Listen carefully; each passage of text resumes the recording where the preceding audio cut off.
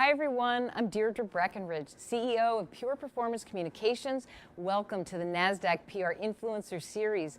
We're live at MarketSite in Times Square, and joining me in the studio is Brandi Boatner. She's Social and Influencer Communications Lead for IBM Global Markets. Hi, Brandi. Hi, Deirdre. How are you? I'm good. How are you? Doing well, thanks. Did I miss anything in your title? No, I know it's a mouthful. No, it's spot on. Okay, that's perfect. So I'm so lucky that this is the second month in a row that we get to hang out and chat. Yes. The last time we spoke, it was at the PRSA International Conference in Boston, and you were teasing your session on innovation inside and agile marketing framework. Yes. So let's kind of blow that out a little bit. Sure. Even just the words agile, right? Flexible.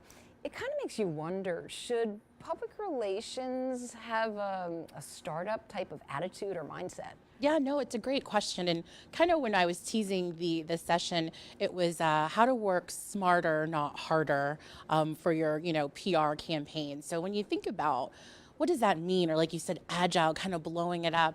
I wouldn't necessarily say it's a startup mentality, but it is changing the way that you think or how you practice traditional PR practices. And I'm sure we'll probably talk a little bit about what that means. But to be agile and flexible, that's not a new thing. I would say there are characteristics of a startup that we could certainly adopt, but it definitely kind of changes the way that we do kind of traditionally what we've been known to do as PR communicators. So if it changes what we do traditionally, Sure. How do we get this notion, when you hear about agile marketing, typically people within organizations haven't turned to public relations to innovate, right? Right. So, Innovation is dead in PR. Right. I mean, we've made a lot of progress. Yes. There's no doubt about it. Yes. But we were a little late to the party with Yes. certain forms of communication. So how do you get innovation into the PR job description? Right. So it is part of it's a behavior change, and it's part of a culture change too. As I mentioned in Boston, it's really to kind of unleash the potential, for radical kind of collaboration. And I say radical because it is, as you pointed out, it is something that you might not say, well, the PR team, they're going to innovate, like they're innovating. I thought they were following the plan, which we do that. But it really moves away from the philosophy I say that PR is the ER. I don't know if you've heard when people are like, public relations is like the emergency room in the hospital, because we're very reactive to certain things as they might arise around reputation or crisis. But taking a more proactive approach, and again, unleashing that potential so you can innovate quickly, so you can address things quickly, so you can collaborate across all teams, not just the PR team, in order to deliver something that's not the best or most perfect, but it's the best at the time for the audience. Well, proactive, innovate, all words that I love. If you're in an organization, how would you elevate innovation? So you think you're innovative, but you want to take it to the next level. Sure. Is there anything that you can do? Absolutely. That's really a skills kind of statement as to how, if just looking at your job role or your job description or what you do, how do you infuse innovation? Like I can say, Deirdre is an innovator and creative, but what does that really mean in your day-to-day and the skills that you possess? So it's really a skills question. And when you look at innovation as far as skills, we as PR communicators and practitioners need to look at a different kind of a set of skills that maybe we haven't done in the past, and again, traditionally. So how many PR people code or understand code language? And you say, whoa, whoa, whoa, whoa, you want me to code? Actually, I kind of do. How many PR people generate creative content or are SEO experts or are Google Analytics certified? All of these skills, that's what really drives the innovation. So how can you say, well, I do straight media relations, or I'm just really good in this one? That's great, but the environment around us, as you mentioned, has changed. And so in a digital age, you have to be a data scientist, a media relations expert, a coder in some instances. So you have to possess a lot of different skills to address and to really, truly be agile, if you will. I think you have to be curious. Definitely. Right? You want to roll up your sleeves and explore. And then that's going to lead to the great innovation. So, Brandi, let's just dive in Sure. to Agile marketing and a framework. But first off, can you just give a definition? What is an Agile marketing framework? Sure. So Agile is a term that comes from software development. It's a methodology, and there are different schools of thought with Agile and how you can create a piece of software. An example that's more widely used is video games. So how you create video games. I'm not a gamer. I know a lot of people that are gamers. Me too. How do those games get made, and how do you do all these things? You can practice, and typically you practice Agile methodologies to create the game. So again, applying that to what we do in marketing and PR is kind of the framework. And I think it's important for people to understand it's a framework. It's not a process. It's not project management. It really is a way to take complex tasks, break them down for clarity, and again, to get things out to market very quickly. So for clarity and speed is how you do it. It's not like, oh, I have to do Agile. There's a start and a stop. Agile is never done. You are never done when you're Agile, because you listen, you learn, you iterate, you course correct all the time. So that's the most basic definition. I know you're like, that was pretty long, but that's the most basic definition of Agile. So what are the big benefits when you start thinking more along the lines of this framework? Less process, more thinking. Think about if you could take away all of the processes in your, day-to-day communications planning. If you didn't have to go through all the meetings, how many unnecessary meetings do we have? I mean, have you had the meeting to have the meeting to have the meeting yes. that then resulted take some notes in a meeting? Yes, exactly. So imagine if you could get rid of all of that. Imagine if at the end of your plan, if you failed, everyone celebrated, cheered, did a dance, and was like, it didn't work. It didn't work. Yay. Imagine if that happened. That would be great. Right? But if you say that, no, wait, I'm sorry, you want us to fail? Wait, the failure's in the plan? Absolutely, the failure's in the plan. So imagine what we could do as practitioners if we weren't bogged down by the unnecessary processes or the unnecessary meetings, or what if we just got together in small, I'd even say interdisciplinary teams. So marketing, PR, say you want to grab some folks from the sales organization or product management. Oh, I love that. And we got together and we actually did something not perfect. Again, it doesn't have to be the best. We just get something out, see if it works. It doesn't work, great. We listen, we learn, we iterate, we course correct. It didn't work. What do we do? How can we fix it? But again, you have to embrace failure and put it into the process, which is a tough pill to swallow for some. Oh, absolutely. When you've been doing your planning a certain way. Yes. Exactly. So challenges, right? There must be challenges on the inside. And are there any challenges on the outside as well? Yeah, so I wouldn't necessarily say challenges on the outside, but in the inside. I've heard people say to me, well, Brandi, this all sounds great. How do I convince my stakeholders that this is the right approach? And again, the data for companies who do practice Agile methodology, the data they have, their ROI is through the roof, the strategic value, the business impact, it's amazing. But the data, the numbers are there. The numbers are there. Okay. When you practice Agile, when you incorporate it into a campaign or into your overall brand management, the numbers don't lie. I had someone in my session in Boston, this is a more realistic example. She used Agile for her wedding planning. So her father's an engineer. He didn't work at my company, but an engineer nonetheless. And he said, I'm the father of the bride. You have all these plans, all this money that we are spending. Sure. He said, I really think that we should do this in sprints, which is part of Agile. Like you can do it in 2 weeks. Some people do 4 weeks. But he said, I need every 2 weeks you tell me what do we have to tackle for your wedding. How cool. So her wedding was planned in Agile, and I said, I'm sure. And they were under budget. So that's a more relatable example. So I wouldn't necessarily say that there are external challenges it works, but internally you have to show the business impact and the value to your stakeholders as to why you should adopt it. And honestly, what do you have to lose if you just implement Agile 2 weeks? Right. Try it for 2 weeks and see. For a month and see what happens. Mm-hmm. So do you think that this is going to just turn into one big buzzword? You know how we jump on the bandwagon? Oh, I do. Right? I remember with engagement, I was interviewed by Mashable a while back, and it was does engagement really mean anything to Right. anybody?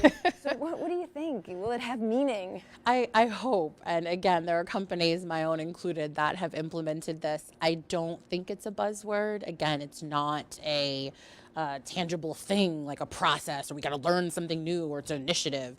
We're going to initiate being agile. It's really, that's not how it works. It's more, again, it's a behavior change, it's a culture change. You really have to rewire your brain to take large campaigns that we do and break them down into small chunks. It's funny, I say this to my team, and my mom taught me, if you want to eat an elephant, and listen, not everybody wants to eat an elephant, but if you want to eat an elephant, you have to take it one bite at a time. You're not going to eat an elephant in just one sitting. So how do you take small chunks to just make it digestible? And again, it doesn't have to be perfect. You get it out. If it works great. If it doesn't, that's okay. That's okay. So you mentioned the word culture, and I'm going to jump on that in 1 second. I think about the big organizations versus the startup and the mindset that we were talking about before. How does this work in a big organization? Wouldn't you need your entire culture to adopt this way of thinking, this behavioral change? Definitely, you do. And again, it's possible when you present it as, and I say this, Agile is really about empowerment and empowering your employees to, have the choice to work on something. There's no hierarchical structure in Agile. Like, I don't say, Deidre, you're the Agile, lead. I'm the second in command. That person's that's not really how it works. You work as a team, right? And as a team, because think about it, would we get all these wonderful video games if everybody who was creating the video game said, no, I'm the designer, no, I'm the designer, no, I'm the... Right. We need to make a good video game that people can play, and nobody cares out there who did what either. Is someone It's the saying, end "Oh my product, gosh, the that video game was experience." so great"? Can someone tell me who the lead graphic artist? Who says that? Nobody says that. So imagine if we apply that to our campaign. So I really look at it to the culture point. It's empowering. It's engaging. It's literally inspiring your employees to do what they do best. Give them the freedom. Remove the barriers in the process. Give them the freedom to collaborate and to come up with just amazing ideas. And again, put it out, see if it works. If it doesn't, fix it. Right. Iterate it. So you're giving the freedom and the trust. At the same time, you're saying, we trust you. 100%. And we want you to fail. Imagine that. I want you to fail, because if you tell me this is perfect, it's the best it's ever going to get, then I don't want you to put it out. Right. Because that's not realistic. And it's so entrepreneurial in a sense. It is Think very about entrepreneurial. failure, make mistakes. It's what you do with the mistakes, how you move forward, and what you've learned. Absolutely. And it benefits, if you think about it, the audiences that we serve and the influence that we're trying, we have the ability to influence the behavior of other people as communications professional. It allows you to do that. Absolutely. Okay, so I want to bring millennials into this. Sure. Talk about generations. Do you think that it's easier or harder for millennials coming into an organization to sort of adopt this mindset, framework thinking? Honestly, I don't think it's a generational thing or a generational construct. Just because you could have, Gen X, Gen Z, someone who's been in the company a really long time, rewire their brain to, embrace this empowerment and be able to collaborate. It's like, have you ever thought to yourself, I had a really good idea, but I didn't share it with the team? I'm sure that happens more often than not. And that's just of us on a team, regardless of the generation that we're in. And so for millennials coming in, to companies, or even Gen Zers, I think that's what they're called now, Gen Zers. Even those coming in, I think to myself, well, they have to, in a kind of collaborative team setting that you might be used to in college or high school when you work in groups or whatnot. Imagine that on a larger scale at a company, as to how all voices are heard. It's very inclusive, but you're all working together to one goal. I don't necessarily think that that's, again, a generational thing. I think it's just a human thing, a human element as to how do we work in teams. And I remember, at least for me in college, there's always that one person in your group work that doesn't do what they're supposed to do for the group work, right? With Agile, because it's so transparent, that's not part of the framework to say, oh my gosh, Deidre, again, you didn't do what that's not how it's built. That's not how it works. That's not how you collaborate. So again, removes those barriers. So I just think it's a more human construct than it is a generational one. Human, and everybody has a piece, plays a part, which is so good for teams. Absolutely. Collaboration. Absolutely. Definitely. So, you know, whether you're millennial, you mentioned Gen Z, Gen X, boomers. Yep. We all need to feed ourselves innovation, right? Definitely. So you can go into the organization and sort of gravitate to this attitude and behavior, but you want to keep feeding your innovative self. How do you do that? Skill building. So if there are opportunities for you to learn a new skill, my CEO always says your greatest competitive advantage is your ability to learn. And that's so true. So if you want to fuel, it's almost like, putting gas in the car and fueling the car. If you want to continue to do that, learn new skills. Going back to what I said, earlier about being able to code or SEO or, creating some type of content or visual, all of those things is kind of how you fuel innovation. Because if you are a data scientist and a PR person and you just happen to know how to code, imagine the things that you could come up with, regarding a campaign or a need or something that you're trying to do for a target audience. If you had those skills, oh my goodness, we would be able to do amazing things. So true. And social media, I mean, you can just step into a community and ask a question.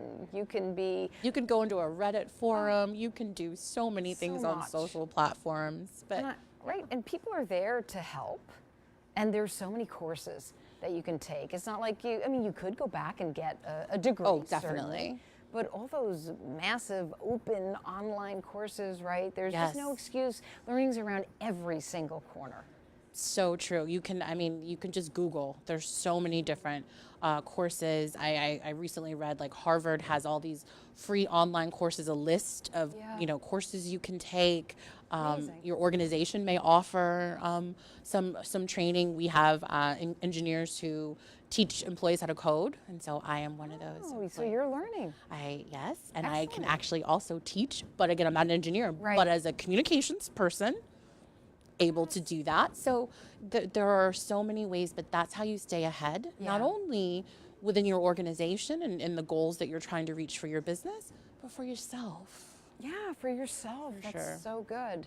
Your own professional development is really important, as well as helping your organization. Of course. So what about some advice, right? So what advice can you give to other professionals who really see the need to have this type of innovation on the inside and want to have the Agile marketing framework? Absolutely. So I know it might sound a little corny, but my first piece of advice and your first step if you want to adopt Agile is reflection. You need to take a step back, because you said, is it a buzzword? Is it something? All right, Deidre, come on, we're going to go be Agile right now. Let's take a step back and let's reflect. What do we do today that can be done better? Not what's wrong or, not the negative approach. Yes, no negativity. Literally take reflection as to what can we improve, or have there been things that we haven't been able to do as a team or as a function, right, as a communications function that we want to do that we just haven't been able to. So reflect on what are we doing and what could we improve. If you come up with a list, which I hope you do, come up with a list, then you say, okay, what's the best way to show strategic value from what we've just identified? So you say, okay, we took a step back. What could we improve upon? You look at it, say, what's the value of A, B, C, D? Then, if you answer, what the value is and what would make sense for the company, then you say, I think the best way to approach this in a prioritization level is to take this in small tasks with an interdisciplinary team. Tackle it. We do maybe 2 weeks at a time, 3 weeks at a time to achieve that value that we just mapped up against what we could do better. With that explanation, I can't imagine why more companies wouldn't want to adopt It's that this simple. framework. It's just that simple. Excellent. Brandi, where can people find out more about you and IBM? So I am a digital native, so I say I am what I share. So anybody who wants to find me, you can find me on Twitter at ThinkBluePR. You can find me on LinkedIn, simply Brandi Boatner. Has all my contact information. I welcome questions and feedback, particularly on this topic, as we mentioned, because a lot of people aren't really talking from a PR standpoint. No. So if people have questions or you want help, or please reach out to me. Again, I'm very, very easily accessible on social. And then if you have any questions or you want to look at IBM, you can certainly go to IBM.com to learn about all the fun things we're doing around Watson and cloud, private cloud, and just some of the innovative technologies we have in store. Very cool. Thank you so much for thank you shedding for a lot of light on the Agile Marketing Framework and sharing all of your insights. Really appreciate it. Thank you so much for having me. Oh, it's a pleasure. And thanks everyone for tuning in to the Nasdaq PR Influencer Series. I'm Deirdre Breckenridge signing off for now, but stay tuned for more from Nasdaq.